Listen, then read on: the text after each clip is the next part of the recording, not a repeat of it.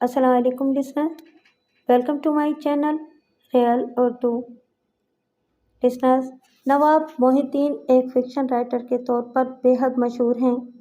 आपका नॉवेल देवता Guinness world book में शामिल किया गया है और आपको माशरे के जर्रा का भी खिताब दिया गया है। इनकी एक मुंतखब कहानी आपकी समाअतों की नज़र कर रही हूँ, तो आइए सुनते हैं।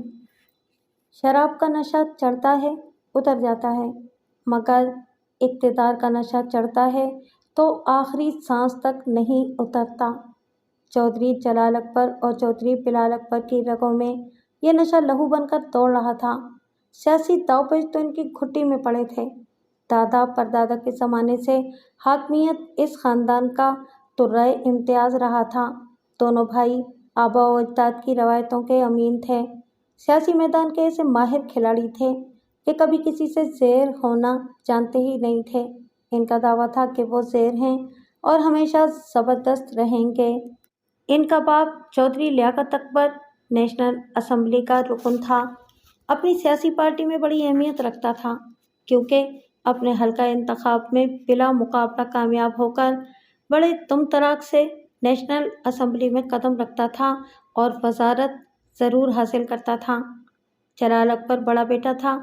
बाप की ज़िंदगी में सूबाई असम्बली तक महदूद रहा था। बाप के बाद एक ही छलांग में नेशनल असम्बली का मेंबर बन गया। पूरे इलाके में इनकी चौधराहट का दबदबा ऐसा था कि तमाम वोट इन्हीं की झोली में आते थे।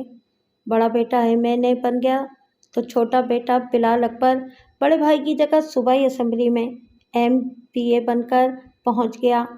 दौलत और ताकत जितनी मिले उतनी ही कम लगती है।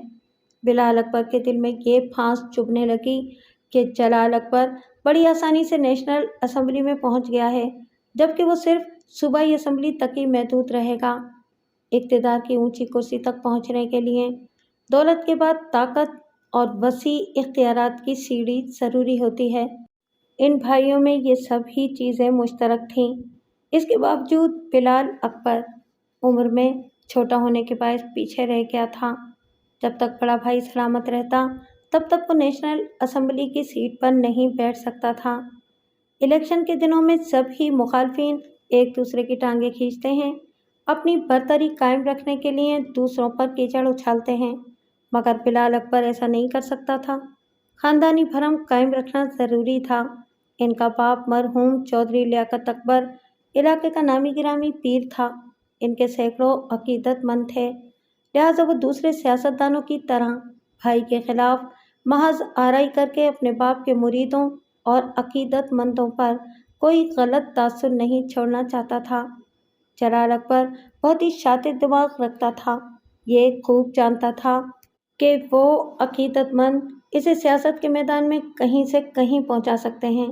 लिहाजा इनकी तादाद बढ़ाने के लिए इसने अपने मरहूम वालिद का एक बहुत ही खूबसूरत मज़ार बनवाया था। हर जुमेरात की शब वहाँ कव्वाली का एहतमाम होता था और नस्ल न्याज का सिलसिला जारी रहता था। हर साल बड़ी धूमधाम से उर्स मनाया जाता था। चूँकि सियासी कुव्वत रखता था, वसी ज़राए का मालिक था, इसलिए इस सालाना उर्स का चर्चा तमाम अखबारात और मुख्तलिफ TV चैनल्स के ज़रिए दूर दूर तक होता रहता था। अंदर खा कितना ही सियासी जहर भरा हुआ हो, अंदर कौन देखने आता है। शख्सियत में ऐसी मिठास और इनकिसार था कि मिलने जुलने वाले मुतासिर हुए बगैर नहीं रहते थे। इस रोज़ भी सालाना उर्स की तैयारियां हो रही थीं। बिलाल अकबर ने कहा, भाई जलाल, अब्बा जी की कब्र में तो हड्डियां रह गई होंगी, मगर आप वहाँ से भी सोना निकाल रहे हैं, ऐसी धूमधाम कर रहे हैं कि आसपास के इलाकों से भी अकीदतमंद आने लगे हैं। अगली बार तो आपका वोट बैंक दुगना हो जाएगा। वो आंखें बंद करके सीने पर हाथ रखते हुए बोला, बेशक, वो रब जिसे चाहे इज्जत देता है और जिसे चाहे जिल्लत। मेरी कोशिश है कि अब्बा जी मरने के बाद भी अपने अकीदतमंदों के दिलों में जिंदा रहें, इनके ईसारे सवाब में इजाफा होता रहे। रब दिया रब जाने, ऊपर सवाब में इजाफा हो या ना हो, लेकिन यहाँ उर्स के बहाने आप अपनी सियासी पोजीशन बहुत मुस्तहकम कर रहे हैं। ये मत भूलो कि हम एक ही पार्टी की टिकट पर MNA और MPA बनते हैं। हमारे वोटर एक ही हैं। मेरा बैंक बैलेंस बढ़ने का मतलब ये है कि तुम्हारा भी वोट बैंक बढ़ने वाला है। दुरुस्त कहते हैं आप भाई जलाल। हमारे मुल्क की आवाम अजीब है। सियासत में मज़हब का तड़का लगाओ तो ये बेचारे कुशां कुशां वोट देने चले आते हैं। यानी तुम ये कहना चाहते हो कि मुझे अब्बा जी से कोई अकीदत नहीं है? मैं मुरीदों और अकीदतमंदों की तादाद बढ़ाकर अपना उल्लू सीधा कर रहा हूँ। क्या ये सच नहीं है? वो इसकी तरफ से मुंह फेरते हुए बोला, सच इतना ही अच्छा लगता है जितना हलक से उतर सके। तुम सियासत में हो, सियासी चालों को अच्छी तरह समझते हो, लेकिन ये हकीकत भी अपनी जगह अटल है कि मुझे अब्बा जी से बहुत लगाव है। सभी जानते हैं और तुम भी जानते हो, मैं इनकी ज़िंदगी में इनकी परछाई बना रहता था। वो बोला, हाँ जानता हूँ, और ये भी जानता हूँ कि जब अंधेरा होता था तो परछाई साथ छोड़ दिया करती थी। ये तो होता ही है। वो कब्र के अंधेरों में जा चुके हैं, साथ तो छूटना ही था। वो कब्र में गए नहीं हैं, इन्हें भेजा गया है। यही बात तो दिल पर घूंसे की तरह लगती है। 4 वर्ष गुजर चुके हैं, लेकिन अब तक इनके कातिल का कोई सुराग नहीं मिल सका है। बिलाल अकबर ने गुस्से से मुट्ठियां भींच कर कहा, ये सोच सोच कर खून खोलता है कि हमारे अब्बा जी की सांसें छीनने वाला इस दुनिया में कहीं सांसें ले रहा होगा। बस एक बार इसका सुराग मिल जाए, रब दी सौ इसे गोलियों से भून डालूंगा।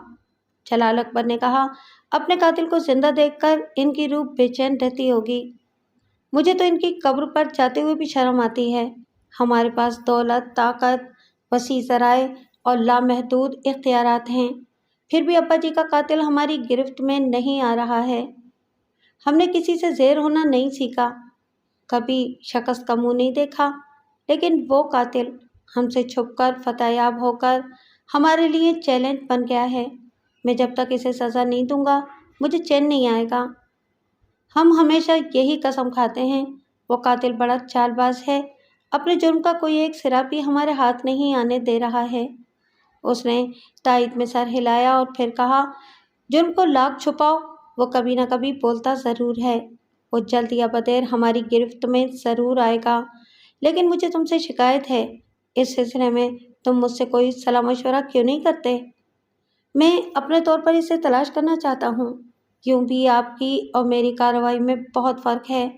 आप अक्सर शक की बुनियाद पर किसी न किसी को पकड़ लेते हैं, और मैं ठोस सबूत के बगैर किसी बंदे पर हाथ नहीं डालना चाहता। जलाल अकबर ने मूँछों को ताव देते हुए कहा, जब तक शेर पकड़ा नहीं जाता, तब तक बकरियों की खालें उतारी जाती हैं। इस तरह रुपोश रहने वाले शेर पर हैबतदारी रहती है। खौफ और दहशत के बायस इससे कोई ऐसी गलती सरजद हो जाती है कि वो आप ही आप बेनकाब हो जाता है। अपना अपना मिजाज होता है। आप अपने तौर पर कोशिश करते रहें, मैं भी कर रहा हूँ। देखते हैं पहले कौन कातिल तक पहुँचता है। फिर वो वहाँ से चला गया। जलाल अकबर बड़े शाहाना अंदाज में एक सोफे पर बैठ गया। छोटे भाई के बारे में सोचने लगा। इसी वक्त सोच का तसलसल टूट गया। किसी ने इसे पुकारा, चौधरी जी। बड़ी खनकती हुई आवाज़ थी। इसने फौरन ही सर घुमाकर अंदरूनी दरवाजे की तरफ देखा। आवाज़ में जैसी खनक थी, वैसे ही वो सरापा खनकती हुई सी लगी। अगरचे चादर में लिपटी हुई थी, लेकिन ताड़ने वाले बंद लिफाफे को देखकर खत का मजमून भांप लेते हैं। वो अपनी नीयत को ढांप रहा था और इसे भांप रहा था। इसकी बेबाक नज़रें ऐसी थी कि वो अपने आप में सिमटने लगी, चादर में लिपटने लगी। झिझकते हुए बोली, मुझे अब्बा ने भेजा है। वो उसका जायज़ा लेते हुए बोला, किसके अब्बा ने? मेरे मेरे अब्बा ने। वो सहमी हुई हिरनी की तरह सुकड़ी सिमटी खड़ी थी। वो मुस्कुराकर बोला, तुम्हारे अब्बा का कोई नाम तो होगा? जी, वो इमामदीन। वो मूँछों को मरोड़ते हुए बोला, अच्छा तो तुम मास्टर इमामदीन की बेटी हो? क्या नाम है तुम्हारा? वो हिचकिचाने लगी। जी वो, क्या अपना नाम याद नहीं है? सुरैया। मेरा नाम सुरैया है। वो इसके नाम को दोहराते हुए बोला, सुरैया। मास्टर की बेटी हो? पढ़ी लिखी तो ज़रूर होगी। वो तायद में सर हिलाकर बोली, जी मैट्रिक तक पढ़ा है। मैंने पहले कभी तुम्हें हवेली में नहीं देखा। मैं कभी कभार आती हूँ, बड़ी चौधराइन मुझे जानती हैं। किस काम से आई हो? वो एक कागज़ इसकी तरफ बढ़ाते हुए बोली, ये अब्बा ने तकरीर लिख दी है, وہ خود یہاں آتے، پر ان کی طبیعت ٹھیک نہیں ہے۔ وہ کاغذ لیتے ہوئے بولا، کیا ہوا ہے اسے؟ رات سے کھانسی کے جھٹکے لگ رہے ہیں، منجی سے اٹھا ہی نہیں جا رہا۔ وہ کاغذ کھول کر دیکھتے ہوئے بولا، ڈاکٹر کو دکھایا؟ وہ مختصر سا جواب دیتے ہوئے بولی، جی دکھایا ہے۔ اب میں جاؤں؟ وہ کاغذ اس کی طرف بڑھاتے ہوئے بولا، چلی جانا، پہلے یہ تقریر پڑھ کر سناؤ۔ اس نے ہچکچا کر اسے دیکھا۔ جی میں؟ ارے تم تو ایسے گھبرا رہی ہو جیسے ماسٹر نے تمہیں چنے دے کر پڑھایا ہے۔ لو پڑھو اسے۔ وہ علاقے کا چودھری تھا، اس کی ہر چھوٹی سے چھوٹی بات حکم کا درجہ رکھتی تھی۔ وہ ابھی نرمی سے فرمائش کر رہا تھا، انکار کرنے پر گرمی بھی دکھا سکتا تھا۔ اس نے لرزتے ہاتھوں سے وہ کاغذ لے لیا، بدن کے روئیں روئیں سے پسینہ پھوٹ رہا تھا۔ وہ تھوڑی دیر تک اس تحریر کو دیکھتی رہی۔ باپ نے خواتین کے حقوق دلانے کے سلسلے میں بڑی عمدہ تقریر لکھی تھی، مگر اسے چودھری کے سامنے پڑھنا بوجھ لگ رہا تھا۔ وہ جھجکتے ہوئے دھیمی آواز میں پڑھنے لگی۔ جلال اکبر نے ہاتھ اٹھا کر کہا، کیا بکری کی طرح منمنا رہی ہو؟ اونچی آواز میں پڑھو۔ حلق میں جیسے کانٹے سے پڑ گئے تھے۔ وہ تھوک نکل کر پھر سے پڑھنے لگی۔ اس بار آواز ذرا اونچی تھی۔ جلال اکبر اسے سرتاپا دیکھ رہا تھا، اب اس کی چال بھی دیکھنا چاہتا تھا۔ اس نے ہاتھ کے اشارے سے اسے روکتے ہوئے کہا، وہاں کھڑے کھڑے تھک جاؤ گی، یہاں آ کر بیٹھو۔ وہ انکار کرتے ہوئے بولی، نہیں، میں یہاں ٹھیک ہوں، ابا گھر میں اکیلے ہیں، مجھے جلدی جانا ہے۔ کھڑے رہ کر جتنی دیر میں پڑھو گی نا، بیٹھ کر بھی اتنی ہی دیر لگے گی، چلو آؤ ادھر بیٹھو۔ وہ انکار نہیں کر سکتی تھی، جھجکتی ہوئی چادر میں لپٹی ہوئی قریب آنے لگی۔ وہ اس سے ذرا فاصلہ رکھتے ہوئے قالین پر سمٹ کر یوں بیٹھ گئی جیسے کسی نے وہاں کپڑے کی گٹھری رکھ دی ہو۔ وہ باپ کی لکھی ہوئی تحریر پڑھ رہی تھی اور وہ چادر کے حاشیوں سے جھلکتی ہوئی سرخیاں حرف بحرف پڑھنے لگا۔ وہ اٹک اٹک کر پڑھ رہی تھی اور محسوس کر رہی تھی کہ جلال اکبر کی شیطانی نظریں اس پر جمی ہوئی ہیں۔ ایسے وقت لڑکیاں بڑی مجبور ہوتی ہیں، شیطان کی آنکھیں پھوڑ نہیں سکتی۔ وہ پڑھ رہی تھی اور کسمسا رہی تھی، چہرے کا رنگ اڑ رہا تھا، آواز میں ایسی لرزش آ گئی تھی جیسے ابھی رو دے گی۔ جلال اکبر نے اس کی طرف جھک کر بڑے میٹھے لہجے میں کہا، گھبراؤ نہیں، آرام سے پڑھو، کچھ تحریریں ٹھہر ٹھہر کر پڑھنے کے لیے ہوتی ہیں۔ وہ تھوک نگلتے ہوئے بولی، مجھ سے نہیں پڑھا جائے گا، مجھے جانے دیں۔ وہ اپنی جگہ سے اٹھ کر اس کے قریب ایک صوفے پر آ گیا۔ ثریا کو گھبراہٹ ہونے لگی، وہ سرک کر دور ہونا چاہتی تھی۔ ایسے ہی وقت جلال نے اس کے شانے کو چھوتے ہوئے کہا، میں کبھی خود سے چل کر کسی کے پاس نہیں آتا، تم خوش نصیب ہو۔ وہ غصے اور نفرت سے لرز رہی تھی، اس کی شیطانی فطرت سے اچھی طرح واقف تھی، اسی لیے حویلی میں کم کم ہی آیا کرتی تھی۔ وہ کھسک کر دور ہٹتے ہوئے بولی، دیکھیں چودھری جی، میں وہ ایک ہائے کے ساتھ بولا، تمہارے منہ سے بڑا میٹھا لگ رہا ہے چودھری جی، ذرا پھر سے تو کہو۔ وہ ایک دم سے اٹھ کر کھڑی ہو گئی، لرزتی ہوئی آواز میں بولی، ابا انتظار کر رہے ہوں گے، میں چلتی ہوں۔ وہ بھی اٹھ کر کھڑا ہو گیا، مسکراتے ہوئے بولا، جب سے آئی ہو جانے جانے کی رٹ لگا رکھی ہے، کیا میری اجازت کے بغیر جا سکو گی؟ وہ اس سے کترا کر دروازے کی طرف جانا چاہتی تھی، اس نے فوراً ہی لپک کر اس کی کلائی تھامتے ہوئے کہا، کیوں کترا رہی ہو؟ کیا میری برتری سے ڈرتی ہو؟ چلو تمہارے لیے کمتر ہو جاتا ہوں۔ اس کی آنکھوں میں نفرت کی چنگاریاں بھڑک رہی تھیں۔ وہ کلائی چھڑانے کی کوشش کرتے ہوئے بولی، خاک وہیں پہ پہنچتی ہے جہاں اس کا خمیر ہوتا ہے، آپ نے برتری سے کمتری کی طرف جانے میں ایک لمحہ بھی نہیں لگایا۔ وہ ڈھٹائی سے مسکراتے ہوئے بولا، اصل حاکم وہی ہے جو پیار سے دل جیت لیتا ہے۔ دیکھو کتنی محبت سے سمجھا رہا ہوں، مان جاؤ۔ وہ ایک جھٹکے سے اپنی کلائی چھڑاتے ہوئے بولی، کسی بھول میں نہ رہو، میں تمہارے ہاتھ آئی ہوں، نہ آؤں گی۔ جو چیزیں ہماری ہوتی ہیں ہم ان تک پہنچ ہی جاتے ہیں۔ وہ دھیرے دھیرے اس کے قریب ہونے لگا۔ وہ ایک ایک قدم پیچھے ہٹتے ہوئے بولی، مجھ سے دور رہو، دور رہو، نہیں تو میں شور مچاؤں گی۔ بہت خوب، یعنی میرے نام سے بدنام ہونا چاہتی ہو؟ وہ پیچھے ہٹتے ہٹتے ایک دیوار سے جا لگی، ان کے درمیان 2 قدم کا فاصلہ رہ گیا تھا۔ وہ ادھر ادھر دیکھنے لگی، فرار کا راستہ تلاش کرنے لگی۔ وہ بولا، میں چیخنے والوں کو ہمیشہ کے لیے آواز کو بند کر دیتا ہوں، اپنی شکار کو دوڑا دوڑا کر تھکا دیتا ہوں، ہانپ جانے اور خود کو پیش کر دینے پر مجبور کر دیتا ہوں۔ وہ باقی رہ جانے والے فاصلے کو بھی ختم کر دینا چاہتا تھا۔ ایسے ہی وقت ایک زوردار تماچا اس کے منہ پر پڑا۔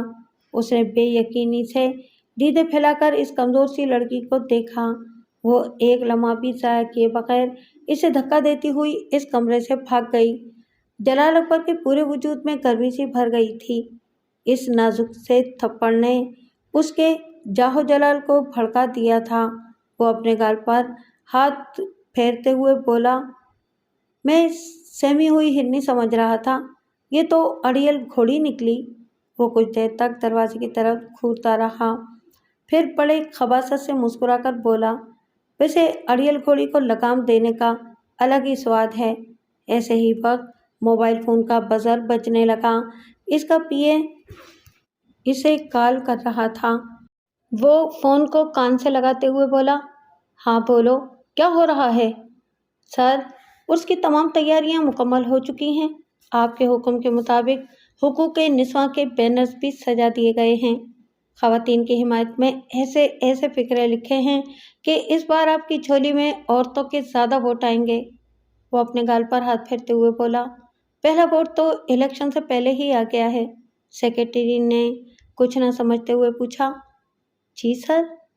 اس نے کوئی جواب دیے بغیر رابطہ منقطع کر دیا اور قالین پر پڑے ہوئے تقریر کے کاغذ کو اٹھا کر گھورنے لگا۔ ایسے ہی وقت اس کے ایک خاص ماتحت راؤ رستم نے اندر آتے ہوئے پوچھا، ابھی ماسٹر کی بیٹی آئی تھی؟ ہاں، تم تو جانتے ہو ماسٹر میرے لیے بڑی زوردار تقریریں لکھتا ہے، لیکن آج اس کی اپنی بیٹی زور دکھا کر گئی ہے۔ سبھی جانتے ہیں کہ مجھے انکار سننے کی عادت نہیں ہے۔ وہ دونوں ہاتھ جوڑ کر بولا، آپ حکم کریں سرکار۔ وہ ٹہلنے کے انداز میں ادھر سے ادھر جاتے ہوئے بولا، پھول باغ میں کھلے یا کیچڑ میں، پھول ہی کہلاتا ہے۔ ہم بس اسے اپنی گلدان میں سجانا چاہتے ہیں۔ وہ غربت کی غلاظت میں کھلی ہے، اسے یوں توڑو کہ کیچڑ ساتھ نہ آئے۔ فکر ہی نہ کریں سرکار، ایسے معاملات میں میرا میٹر طوفانی رفتار سے گھومتا ہے۔ ایسی چال چلوں گا کہ وہ اپنے پیروں سے چل کر آپ کے قدموں میں آئے گی۔ کیا طرفہ تماشا تھا! کچھ دیر پہلے وہ آزادی نسواں کی بات کر رہا تھا، پھر خود ہی اس آزادی کا گلا گھونٹنے کے منصوبے بنانے لگا۔ سیاست اسی کو کہتے ہیں۔ یہ ایسا کھیل ہے جو کرسی کے اوپر اور کرسی کے نیچے ساتھ ساتھ کھیلا جاتا ہے۔ چودھری لیاقت کا عرس بڑے پیمانے پر منایا جاتا تھا۔ وہ اپنی زندگی میں نیشنل اسمبلی کا رکن بھی تھا اور اپنے علاقے کا پیر بھی مانا جاتا تھا۔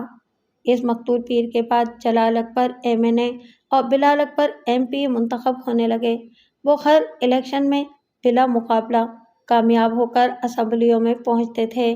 ان کی میلوں میں پھیلی ہوئی زمینوں پر رہنے والے لاکھوں افراد دراصل ان کی رعایا تھے۔ اس روز بھی سالانہ عرس کے حوالے سے میلہ لگا ہوا تھا۔ دور دور کے پنڈ سے مرد، عورتیں، بچے، بوڑھے سبھی آئے ہوئے تھے۔ کھیل تماشے ہو رہے تھے۔ عورتوں کے رنگ برنگے ملبوسات نے اس میلے کو اور زیادہ رنگین بنا دیا تھا۔ مزار کے اندر اور باہر قیمتی سنگ مرمر جڑا ہوا تھا۔ وہ اونچائی پر تھا، میلوں دور سے اس کی چمک دمک آنکھوں کو متوجہ کر لیتی تھی۔ فرش اتنا چکنا تھا کہ پنڈ کی عورتیں اور بچے اس پر چلتے وقت عجیب سی بھرت محسوس کرتے تھے اور متاثر ہو کر فیصلے کرتے تھے کہ یہی ہمارے وڈے ہیں، ووٹ صرف انہی کو دینا چاہیے، انہی کے سامنے جھکنا چاہیے۔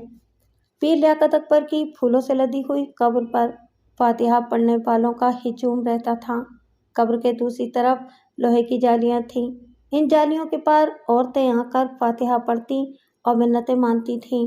وہاں رستم کی جوان بیٹی شہناز بھی آئی ہوئی تھی، دونوں ہاتھ اٹھا کر دعائیں مانگ رہی تھی، مگر اس کی نظریں مردانہ حصے کی طرف بلال اکبر پر جمی ہوئی تھیں۔ بلال اکبر اس کی طرف دیکھتا تو وہ فوراً ہی نظر جھکا لیتی تھی۔ وہ دل ہی دل میں اپنے مرحوم والد پیر لیاقت سے کہہ رہا تھا، ابا جی، یہ لڑکی ہمارے دل و دماغ میں سمائی ہوئی ہے۔ یہ ہمارے جوتوں میں رہنے والے ایک قاتل بدماش کی بیٹی ہے۔ میں اسے نکاح نہیں پڑھا سکتا، माँ जी और ख़ानदान के बुजुर्ग इसे चौधराइन तस्लीम नहीं करेंगे। आप जिंदा होते तो आप भी इसे बहू बनाने पर राजी ना होते। इसने औरतों के हिजूम में खड़ी हुई शहनाज को बड़ी चाहत से देखते हुए सोचा, मैं क्या करूं अब्बा जी? मैं आपकी तरह और भाई जलाल की तरह पराई लड़कियों के साथ गुनाह नहीं कर सकता। ये तो आप भी जानते थे कि मैं हविस परस्त नहीं हूँ। आप सचमुच के पीर होते तो मिन्नत मानता कि शहनाज से मेरी शादी हो जाए और मैं आपकी कब्र पर रेशमी चादर चढ़ाऊंगा। मगर आप इस काबिल ही नहीं हैं। पीर बनकर हजारों वोट हमें दिलाते हैं, लेकिन इस बेटे की झोली में एक मनपसंद छोकरी नहीं डाल सकते। वो सिर्फ दिखावे की गर्ज से दुआ के लिए हाथ उठाए खड़ा था। इसके सामने औरतों के हिजूम में शहनाज भी दोनों हाथ उठाए उसे मांग रही थी। या पीर लियाकत बाबा, आप लियाकत वाले हैं तो मेरे दिल की मुराद पूरी करें। ये जब भी मिलते हैं दूरी दूर से बातें करते हैं। इन्हें देखकर यकीन होता है कि चौधरियों के दिलों में भी खौफ खुदा होता है। मेरे दिल की एक ही मुराद है कि बस मेरी इनसे शादी हो जाए। ऐसे ही वक्त शोर उठा कि बड्डी चौधराइन आई हैं। तमाम मर्द एक तरफ हो गए। माँ जी मातमी लिबास पहने अपने बड़े बेटे जलाल अकबर के साथ वहां आई। इसके पीछे दो मुलाजिम फूलों की चादर उठाए हुए थे। माँ जी और दोनों बेटों ने वो चादर इनसे ली, फिर इसे बड़ी अकीदत से कब्र पर चढ़ा दिया। अगरबत्तियां सुलगाई गईं। फिर इन तीनों ने दुआ के लिए हाथ उठाए तो सभी ने हाथ उठा लिए। माँ जी ने बुलंद आवाज से एक आयत पढ़ने के बाद कहा, चौधरी जी, मैं दिन रात आपकी मगफिरत के लिए दुआएं मांगती रहती हूँ। खुद कलाम पाक की तिलावत भी करती हूँ और मस्जिदों में कुरान खानी का सिलसिला जारी रखती हूँ।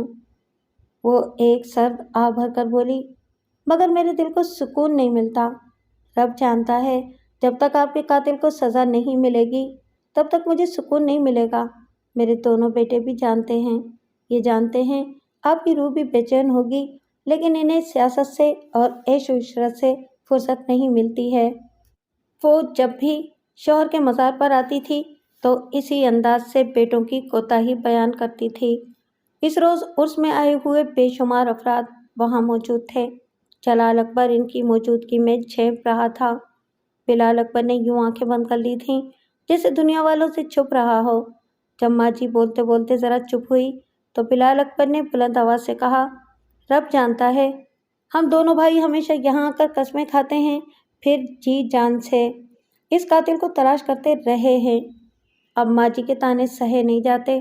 आज इनके सामने आखिरी कसम खाता हूँ, अगले उर्स से पहले कातिल को यहीं अब्बा जी के पास लाकर इसे गोली मारूंगा। अपने रब से दुआ मांगता हूँ कि वो मुझे कातिल तक पहुँचने का कोई रास्ता दिखाए। वो आमीन कहता हुआ वहाँ से पलटकर बाहर जाने लगा। शहनाज भी औरतों के हुजूम से गुजरती हुई यूं जाने लगी जैसे मकनातीस खींच रहा हो। जलाल अकबर छोटे भाई से पीछे नहीं रहना चाहता था। उसने भी बुलंद आवाज से दुआ मांगते हुए कहा, अब्बा जी, आप पीर कामिल हैं, यकीनन मेरी आवाज़ सुन रहे होंगे। छोटे ने एक वर्ष की मोहलत ली है, ये अभी बच्चा है। मैं इससे ज़्यादा वसी इख्तियारात का मालिक हूँ।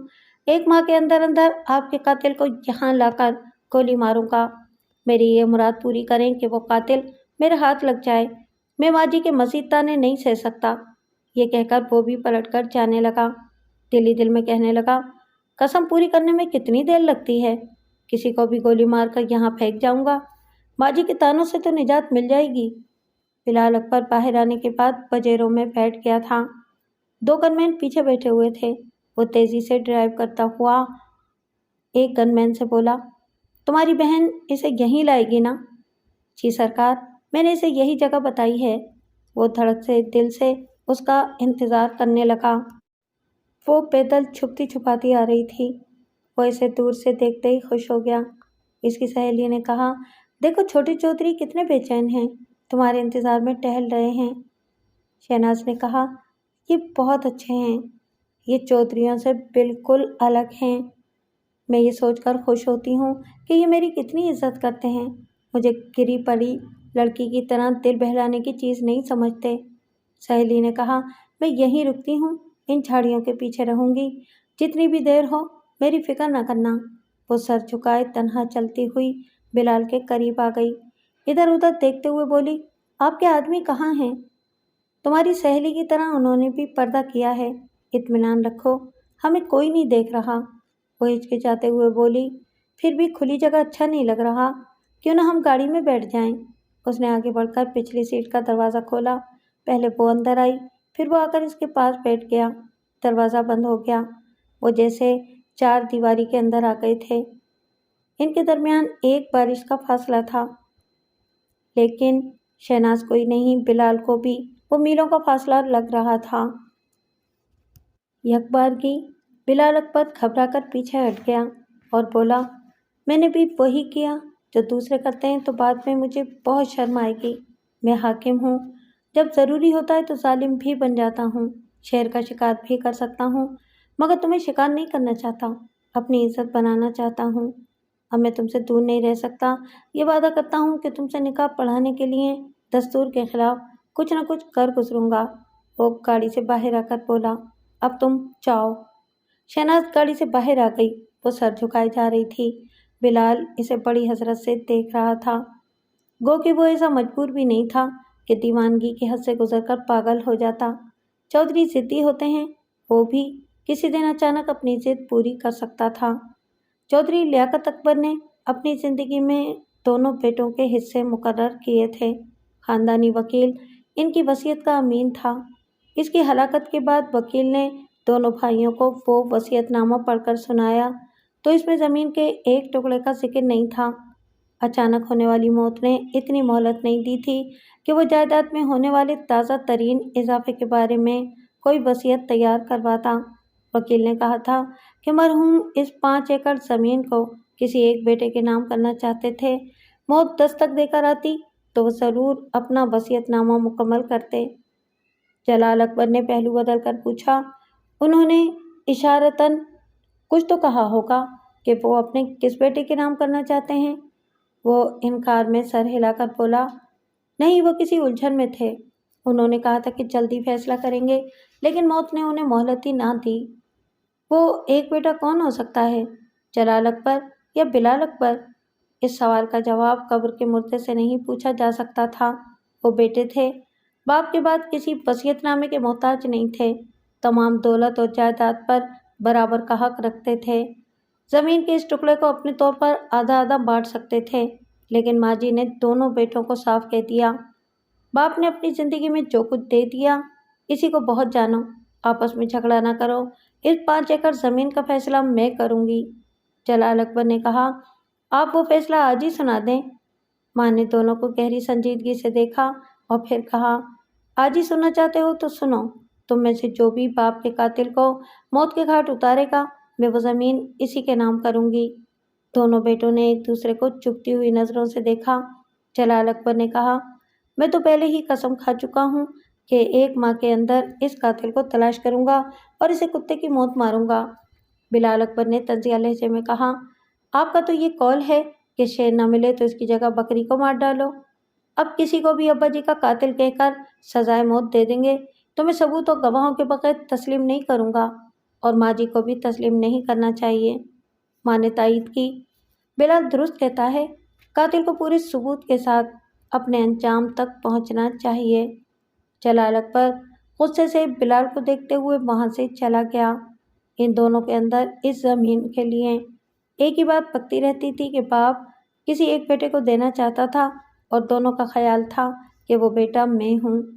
بے حد و حساب جائیداد کے باوجود اس 5 ایکڑ کی کمی دونوں کو کھٹکتی رہتی تھی۔ جلال اکبر غصے سے بلال کو دیکھتا ہوا وہاں سے چلا گیا۔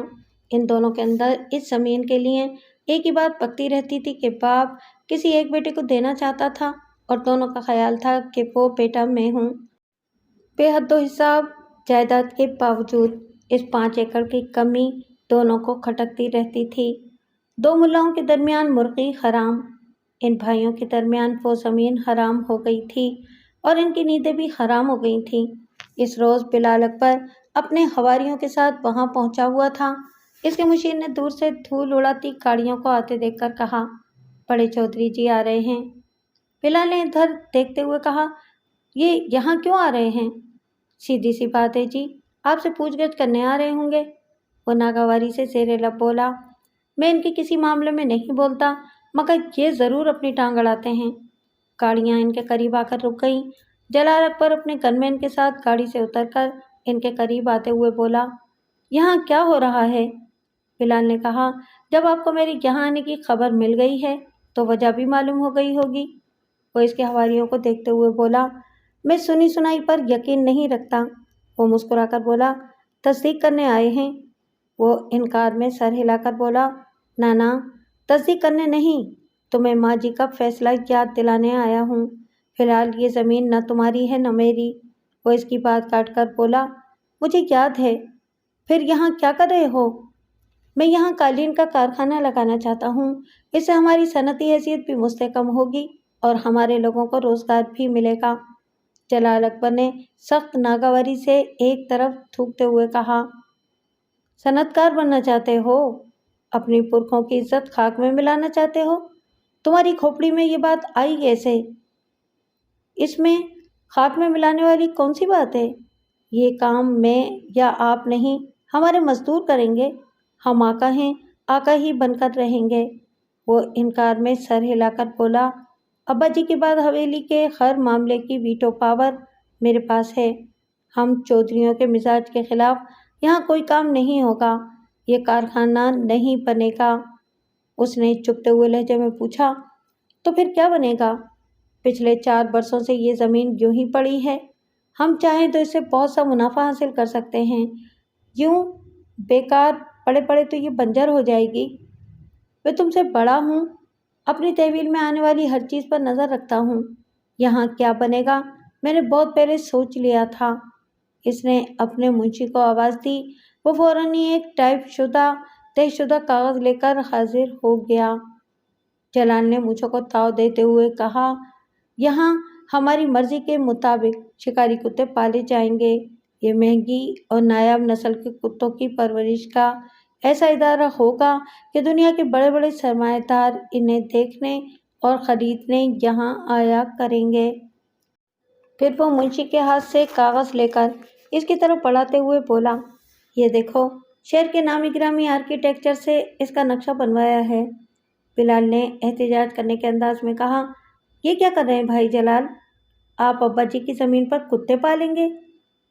جانور پالنا ابا جی کا شوق رہا ہے، وہ اعلیٰ نسل کے گھوڑے پالتے تھے۔ آپ نے استبل بنانا ہی ہے تو گھوڑوں کا بنائیں، اونٹ کا بنا لیں، ہاتھی پالیں، کتوں کے شوق کو اپنی زمینوں تک ہی محدود رکھیں۔ یہ زمین نہ آپ کی ہے نہ میری۔ میرے کام پر آپ کو اعتراض تھا، اب میں اعتراض کرتا ہوں، یہاں کتوں کی پرچھائی بھی نہیں آئے گی۔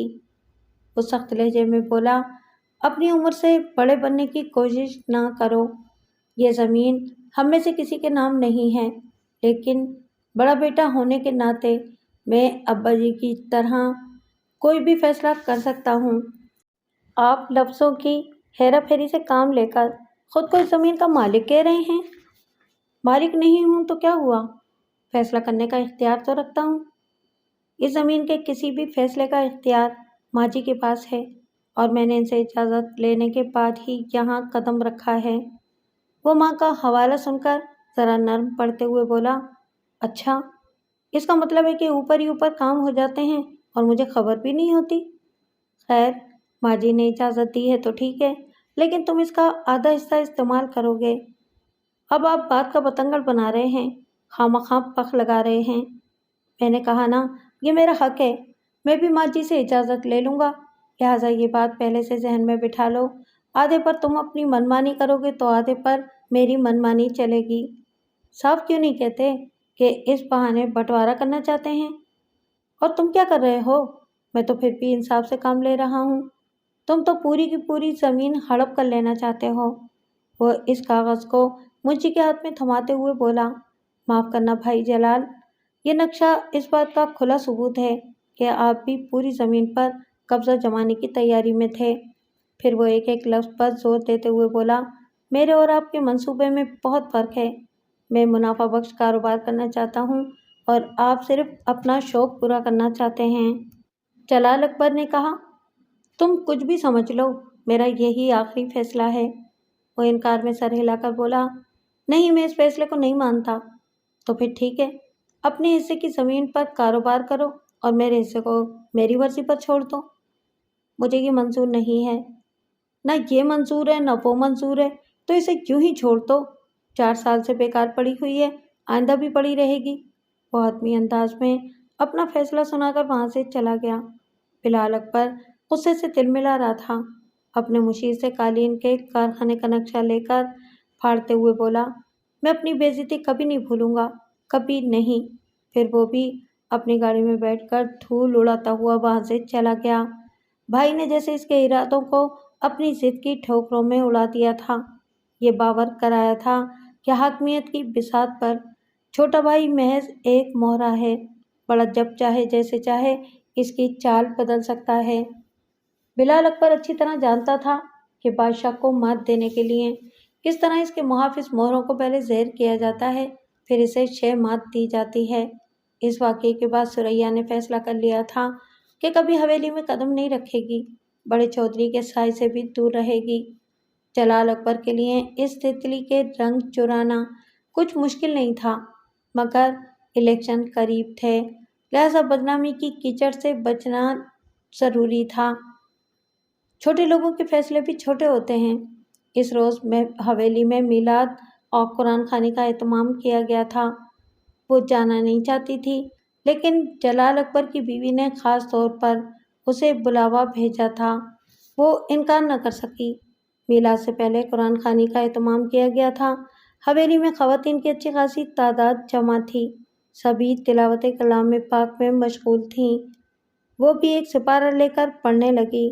ऐसे ही वक्त एक बच्चे ने आकर कहा, सुरैया बाजी, आपको बाहर कोई बुला रहा है।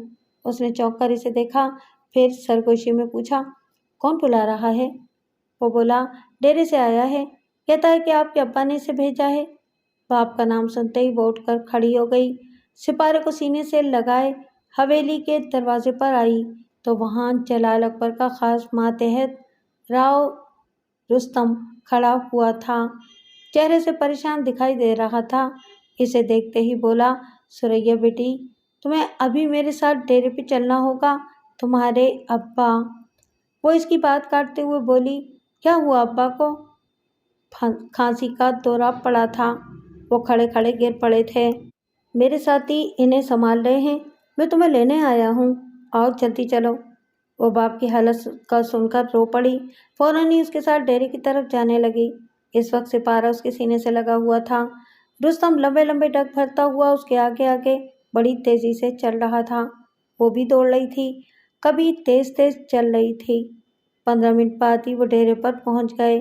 सुरैया ने इधर उधर नजरें दौड़ाते हुए पूछा, अब्बा कहाँ हैं? वो इमारत की तरफ बढ़ते हुए बोला, उधर कमरे में हैं, आओ। वो इसके पीछे पीछे चलती हुई एक कमरे के दरवाजे पर आ गई। वो इसे अंदर जाने का इशारा करते हुए बोला, मैं हकीम साहब को बुला कर लाता हूँ, तुम अंदर जाओ। वो अधखुले दरवाजे को मुकम्मल तौर पर खोलती हुई अंदर आ गई, लेकिन वीरान कमरे और खाली चारपाई को देखकर ठिठक गई। इसी वक्त पीछे कोई खटका हुआ। उसने एकदम से पलट कर देखा। जलाल अकबर दरवाज़ा बंद कर रहा था और फातिहाना अंदाज में कह रहा था, हाकिम अपनी हाकमियत मनवा कर ही दम लेता है। अब तुझे मालूम होगा कि तेरा एक थप्पड़ कितना महंगा पड़ने वाला है। पहले तो वो सकते में रह गई, कभी सोच भी नहीं सकती थी कि बेटी कहने वाला रुस्तम उसे इस मकाम पर पहुंचा देगा। फिर वो गुस्से से चीखने चिल्लाने लगी, दरवाज़ा खोलो वरना अच्छा नहीं होगा। मैं कहती हूँ अच्छा नहीं होगा, खोल दो दरवाज़ा। वो दौड़ती हुई एक खिड़की की तरफ गई। उसे खोलना चाहा तो पता चला कि बाहर से कीलें ठोककर इसे बंद किया गया है। जब तक वो वहां से पलटती तब तक जलाल अकबर उसके सर पर आ चुका था।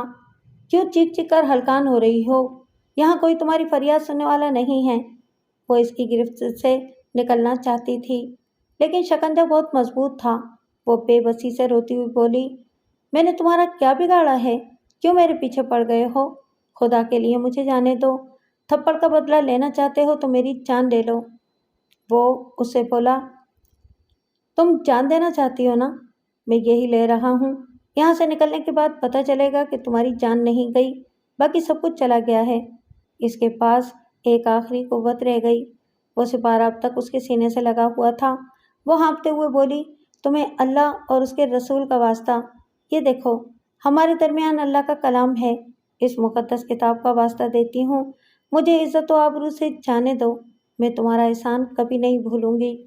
وہ ایک دم سے چونک کر اسے الگ ہو گیا، ایک ذرا الجھ کر سپارے کو تکنے لگا۔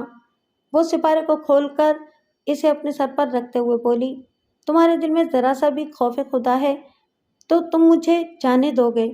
وہ اس سپارے کو اس کے ہاتھوں سے لیتے ہوئے بولا، بے شک میرے دل میں خوف خدا ہے، اسے یہاں نہیں ہونا چاہیے۔ اتنے میں ہی اس پر شیطانیت غالب آ گئی۔ وہ سوچ بھی نہیں سکتی تھی کہ قرآن کو وسیلہ بنا کر بھی اس کی فرعونیت سے بچ نہیں پائے گی۔ فرعون نے تو حد کر دی، وہ تمام حدوں سے گزرتا چلا گیا۔ وہ سپارہ طاق پر کھلا ہوا تھا، جیسے کھلی آنکھوں سے دیکھ رہا ہو۔ آبرو کی آخری ہچکی کے ساتھ ہی سپارے کی یہ آیت جیسے ایک ظالم کو تاکید کر رہی تھی، اور ڈرو اس فتنے آزمائش سے جو صرف انہی پر پڑے گی جو تم میں سے ظالم ہیں، اور خوب جان لو اللہ سخت عذاب دینے والا ہے۔ سورہ انفال۔ اس روز ہاسٹل کی فضا ایسی خاموش اور اداس تھی جیسے کسی انجانے سانحے کا سوگ منا رہی ہو۔ اکرم اپنے روم سے نکل کر راہداری میں آ گیا، ریلنگ سے لگ کر نیچے گارڈن میں اور عمارت کے دوسرے حصوں میں طلباء و طالبات کو دیکھنے لگا۔ طبیعت میں عجیب سی بے چینی تھی، دل تھا کہ نہ پڑھائی میں لگ رہا تھا اور نہ کسی بہانے سے بہل رہا تھا۔ پیچھے سے کسی نے شانے پر ہاتھ مارا تو وہ ایک دم سے چونک گیا، پلٹ کر دیکھا، وہاں اس کا جگری دوست شہروز کھڑا ہوا تھا۔ وہ مصافحہ کرتے ہوئے بولا، تم کب آئے؟ شہروز نے کہا، اس ہاسٹل میں صرف تم سے ملنے آتا ہوں، لہٰذا گاڑی سے اتر کر سیدھا تمہارے پاس ہی پہنچا ہوں۔ تم سناؤ کیا ہو رہا ہے؟ وہ بے دلی سے مسکرا کر بولا، دنیا میں کیا ہو رہا ہے مجھے علم نہیں، بس اپنی خبر ہے، کل سے طبیعت کچھ بے چین سی ہے۔ شہروز نے اس کی آنکھوں میں جھانکتے ہوئے شوخی سے پوچھا، منگیتر کی یاد آ رہی ہے؟ وہ تصور میں ثریا کو دیکھتے ہوئے بولا، یاد کرنے کے لیے پہلے بھولنا پڑتا ہے، یہاں تو یہ حال ہے کہ ہر آتی جاتی سانس اسی کی مالا جپتی رہتی ہے۔ تم ہی بتاؤ، سانسوں کی روانی کو بھول کر کوئی زندہ رہ سکتا ہے؟ شہروز چٹکی بجا کر اسے متوجہ کرتے ہوئے بولا، بس۔ منگیتر کا نام لیا اور جناب کا مزاج شاعرانہ ہو گیا، یار میں بھی تو منگنی شدہ ہوں، لیکن میری منگیتر ہر وقت میرے حواس پر چھائی نہیں رہتی، شاید اس لیے کہ تمہارے درمیان جدائی کا عذاب نہیں ہے۔ وہ تائید میں سر ہلا کر بولا، یہ بات تو ہے دوست، زندگی میں جب تک جدائی نہیں آتی محبت میں شدت نہیں آتی۔ ثریا سے کہو کہ اپنے خطوط کی تعداد بڑھا دے، مہینے میں ایک خط لکھنے کے بجائے 3 لکھ دیا کرے، تاکہ یہاں بلا ناغہ مریض دل کی دوا ہوتی رہے۔ وہ اس کی بات سن کر مسکرانے لگا۔ شہروز نے کہا، اور بھی دکھ ہیں زمانے میں محبت کے سوا، کتنی بار کہا ہے کہ میرے فلیٹ میں چلو، میں بھی تو تنہا ہوں، تم بھی تنہا ہو، خوب گزرے گی جو مل بیٹھیں گے دیوانے تو، مگر میری بات ایک کان سے سنتے ہو اور دوسرے کان سے اڑا دیتے ہو۔ اس ہاسٹل کی بوریت کی فضا بھی تمہاری طبیعت پر اثر انداز ہو رہی ہے، چلو کہیں باہر چلتے ہیں، دل کے بہلنے کا سامان کرتے ہیں۔ وہ جانا نہیں چاہتا تھا، لیکن شہروز نے ضد کی تو انکار نہ کر سکا۔ اسی وقت چپراسی نے آ کر ایک لفافہ اکرم کی طرف بڑھاتے ہوئے کہا، یہ آپ کا خط۔ خط؟ وہ سوالیہ نظروں سے اس لفافے کو دیکھ رہا تھا، پھر اچانک اسے جھپٹتے ہوئے بے یقینی سے بولا، ثریا؟ چپراسی وہاں سے چلا گیا۔ شہروز نے حیرت سے کہا کہ ابھی 2 ہفتے پہلے ہی تو ایک خط آیا تھا۔ اکرم مارے خوشی کے اس کی پیشانی چوم کر بولا، یار تمہاری زبان بڑی مبارک ہے، وہاں خط کا نام لیا، یہاں یہ لفافہ میرے ہاتھ میں آ گیا۔ ثریا نے پہلی بار 1 ماہ میں مجھے دوسرا خط لکھا ہے، تھینک یو یار، تھینک یو۔ اب خوشی ہوتے رہو گے یا اسے کھول کر پڑھو گے بھی؟ وہ اس لفافے کو چوم کر بولا، دل کے بہل جانے کا سامان آ گیا ہے، سوری یار، اب تمہارے ساتھ باہر نہیں جا سکوں گا۔ باہر نہ صحیح، کینٹین میں تو چلو، وہاں اسے بھی پڑھ لینا۔ اکرم نے بے چینی سے لفافے کو دیکھا۔ وہ جب بھی اس کا کوئی خط پڑھتا تھا تو اسے ایسا لگتا تھا جیسے وہ سامنے آ گئی ہو۔ اس نے کترانے کے انداز میں کہا، تم چلو، میں بس اسے پڑھ کر آتا ہوں۔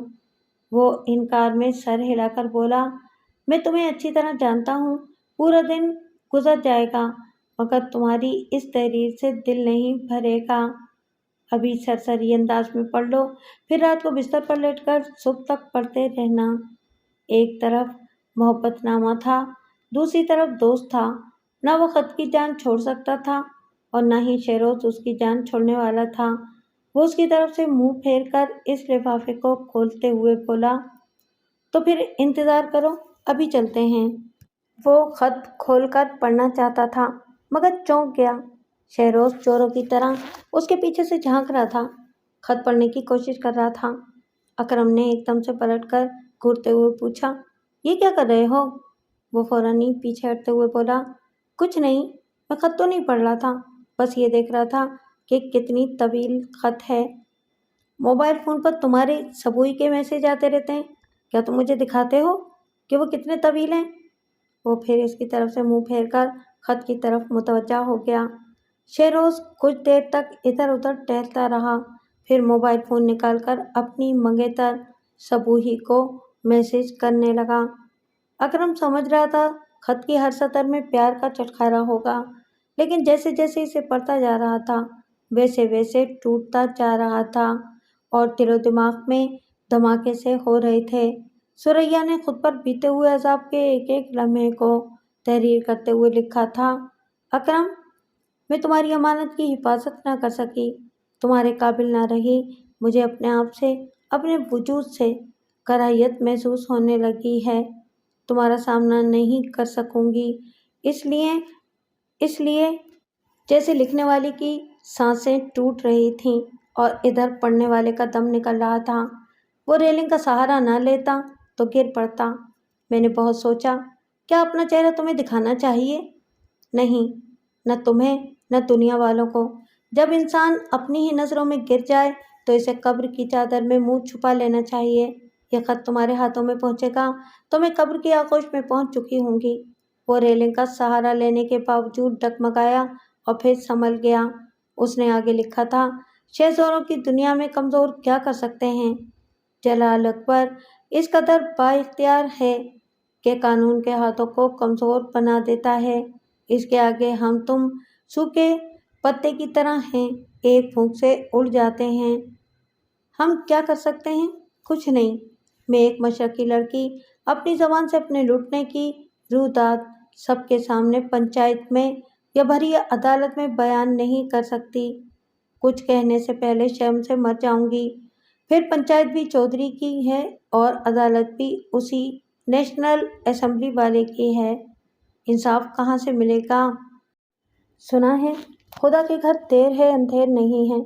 اگر موت کے بعد میری روح عالم برزخ میں رہ کر دیکھ سکے تو میں دیکھوں گی کہ اسی دنیا میں جلال اکبر جیسے ظالم قانون کی گرفت میں آتے ہیں اور سزا پاتے ہیں یا نہیں۔